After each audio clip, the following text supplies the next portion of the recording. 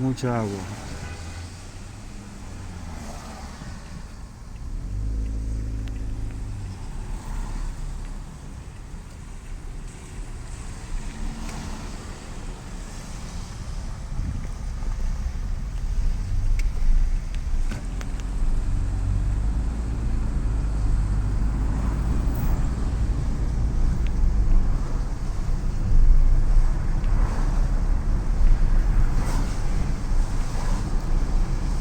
Mucha agua todas las tardes aquí en Paramaribo.